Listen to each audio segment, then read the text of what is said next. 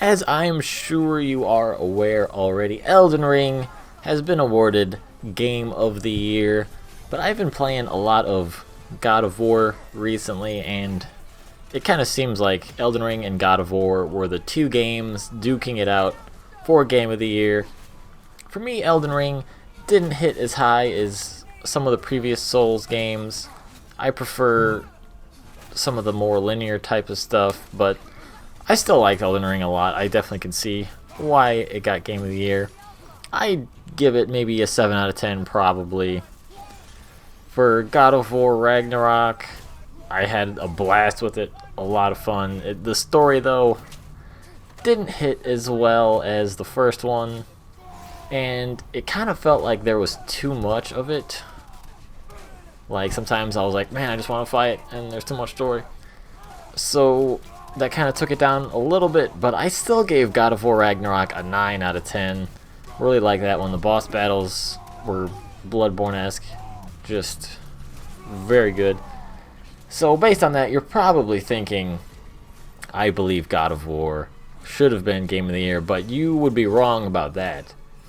Because the true Game of the Year goes to the trailer for Armored Core 6, which was the greatest game of 2022, and Armored Core 6 is going to get Game of the Year 2023. For me, I'm about 99% sure. Unless Armored Core 6, The Frosts of Rubicon, also comes out in 23. We will see about that. So, as I alluded to, I kind of didn't feel like Elden Ring or God of War was a perfect game. But I feel like if you took aspects from both of them and kind of combined it, I think you could get like that God tier game. One of the things I liked more about God of War was that it was less of an open world, but it did have open world aspects. There was the crater and Alfheim, the desert. They were both kind of just like big open world areas, mostly optional stuff there, and you could just go around and explore, and it basically just felt like an open world game in those areas. I've been saying for, oh gosh, how long has it been? I know for sure I said it when I was streaming Shadow of the Colossus that I would like FromSoft to do a game where it's mostly like Demon's Souls, where there's levels, but a couple of the levels would be just big open areas you could explore. So it's like 80% normal Souls type levels, and then you have these big open areas to explore as well, so you kind of get the best of both worlds. As I said, I prefer the more linear, well-designed, intricate maps FromSoft often gives us. I know a lot of people like the open world stuff. That's cool too. I just prefer the linear stuff.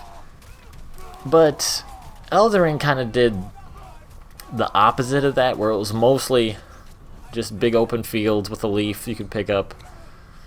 I mean, I'm exaggerating just for humor's sake, but I just personally like it flopped. I know a lot of people like open worlds, but I feel those are more for like the type of game where you just play it once and then maybe a couple years later you play it again.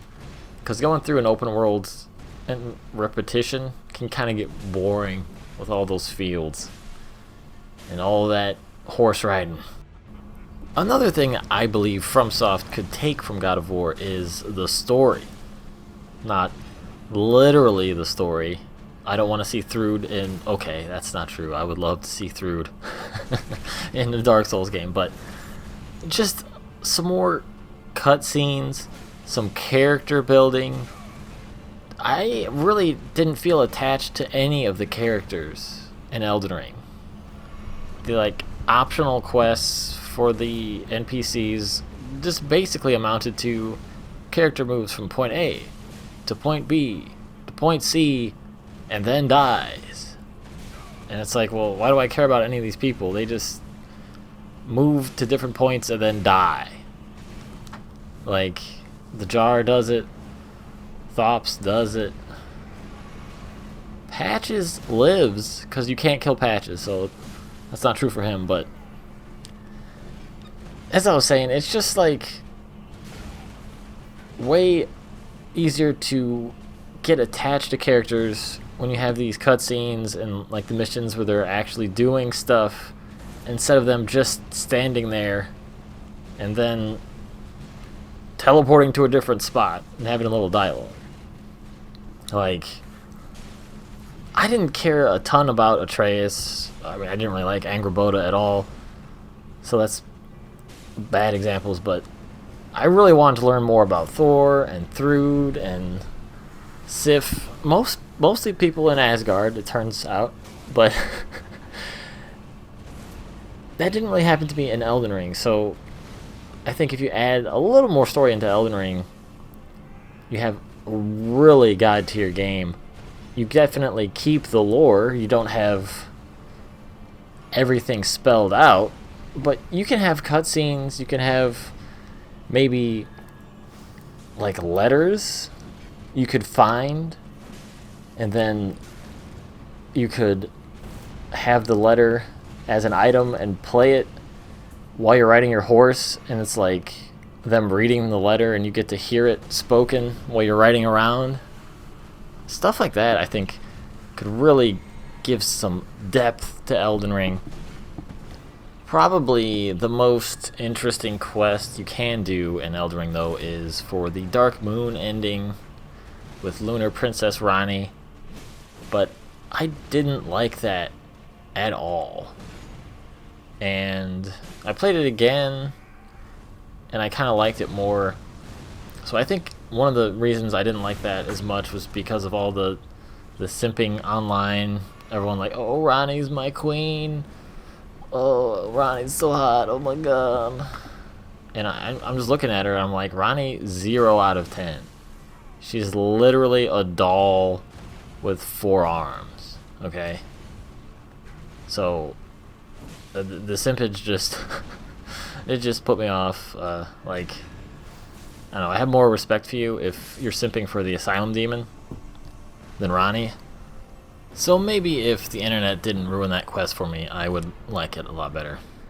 I also feel like Elden Ring's boss fights need to get kicked up a notch. I had so much fun with God of War's boss fights, the parries, the different type of attacks you gotta do, the chains, the combos. There's so much going on there. And Elden Ring bosses, for the most part, just felt like you gotta summon all your friends and you gotta just mash R1 and try to dodge when you can, and then you're gonna get hit because the AI is programmed to do an attack so quickly you can't dodge it, so you just heal and then you hack and slash and then heal, or you use a spirit summon or whatever.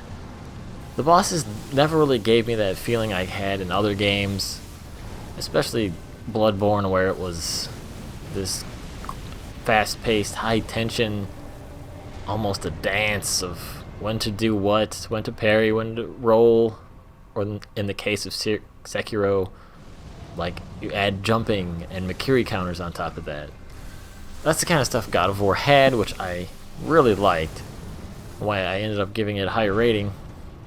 Elden Ring, like I said, it just didn't hit that for me, but FromSoft has done great boss battles in the past, so I would just say, for me at least, maybe even take multiplayer out of some boss battles, so we at least have a few where they're just like one-on-one duels.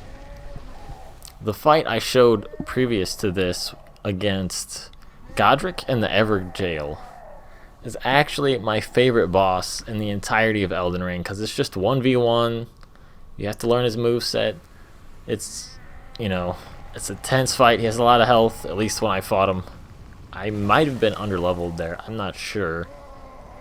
But I had a blast doing that. It was so fun. But one thing I have to point out is you fight Godric before that Everjail, but you have a spirit summon, and you have what's-her-face with her 2 axes spinning around in circles. And it really just cheapens the fight when you have all that help. And it was really obvious to me that that was the case when I got to this Everjail, because it's the same exact boss, except it's one-on-one now. And to me, Godric is forgettable But Godric in the Everjail is my favorite boss. Why is that? Because I ended up really not learning his moves the first time, and just relying on, not necessarily relying on, but since the summons and stuff were there, his attention was shifted to them. I could just back away and heal while he's fighting somebody else, and then just go in and smack him in the butt when he's not looking at me. And to me, that's just not that fun. The Everjail fight is more fun. I know everyone likes multiplayer and stuff, but I think it makes the game worse personally. But I know everyone wants it, so we're not going to get rid of it. But I think there needs to be more Everjail boss fights, at least. Because if it's in the game, then they have to make the bosses a certain way.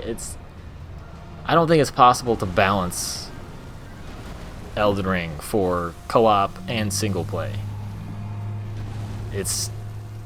I mean, I'm not working there, so I can't say for certain, but it seems like something you just can't do it. I mean, maybe there is a way to do it. I actually thought about some stuff, but I'm not going to go into it anymore because that's just too much for this video. But in short, I hate Melania, but I love Gna and Rolf. Cool guys there. Another thing, the last thing I think we can take from God of War and implement into another FromSoft game is how they handle like hidden items and the quest log and like the map system. So in Elden Ring there's no quest log really.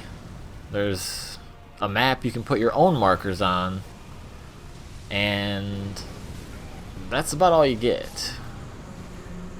So if you find an item, it's because you're just exploring and you by chance happen to find it, or you see someone else has it and they tell you where it is, or you're going online to fix your life maybe and just looking through the weapons and going, oh, I didn't get that, where'd you get this? And you're looking it up online basically, which I don't think is very fun. I would much prefer if they did something similar to God of War, where they have the map, and on the map is a list of items in the area. They don't tell you where they are, but they tell you, you know, there's the Nornir chest here, there's a legendary chest here, and there's an artifact. And if you're in the mood, you can go around and look for it. If it's something you don't really care about, maybe like an artifact, you just pass it up. But I had so much fun just knowing there's an item there in the general area and exploring. I actually went and platinumed that game because of it. Just giving nothing at all to you and having you explore with no direction at all is kind of fun, but for someone like me who's a completionist and wants to get all the items, having that treasure map that doesn't tell you exactly where it is, because that would be lame, but it gives you kind of a general area. It just lets you know you missed something basically, so you need to go back and look, I think is a great way to handle it. They're not necessarily holding your hand, but they're kind of giving you a nudge. Hey guy, something over there, man. And like I said, I think it works very well. But I don't think God of War is perfect, and I don't think Elden Ring is perfect. If you take anything away from this video, it's that Armored Core is perfect, and they've never made a mistake, ever. And I'm excited for Armored Core. Thank you for listening. This is Moose Torrents, and I'll be back with another video for you guys shortly.